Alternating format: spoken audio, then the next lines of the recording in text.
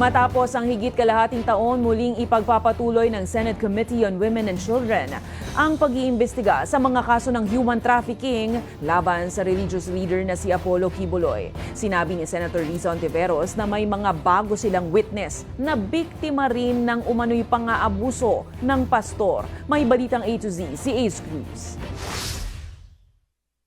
Muli magpapatuloy ng komite ni Senadora Risa Hontiveros ang pagdinig sa mga kaso ni religious leader Apollo Kibuloy sa Oktubre 23 matapos ang 7 buwang suspensyon sa pagdinig.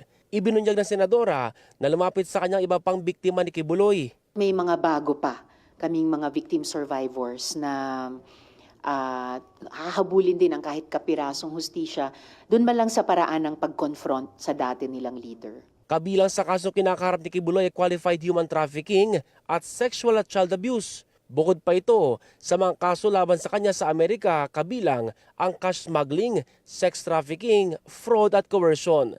Isa sa mga Kingdom of Jesus officials sa Amerika, si Marisa Duenas ay umaming sangkot siya sa conspiracy to commit immigration fraud matapos na maging kasangkapan sa pag-ayos ng kasal sa kapwa niya KOJC member sa ilang US citizens. Kapalit ng kanyang pag-amin sa US authorities ay ang pagpapababa sa kanyang sentensya. Sana tulad ni Ms. Duenas ay makipagtulungan na sa ating otoridad ang iba pang kapwa-akusado ni Kibuloy.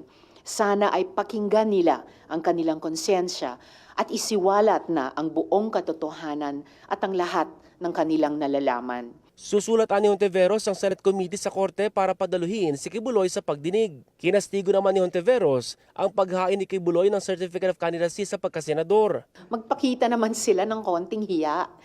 Ang bibigat po ng mga kasong inihaharap sa kanya, trafficking, abuse, various forms of abuse laban sa mga bata at iba pang mga vulnerableng sektor.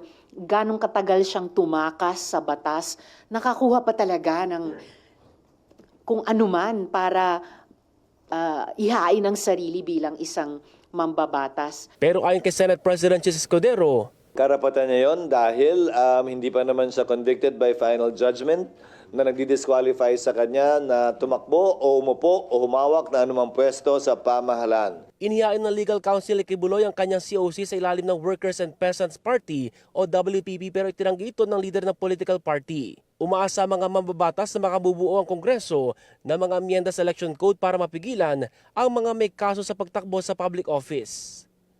Para sa Balitang A to Z, Ace Cruz.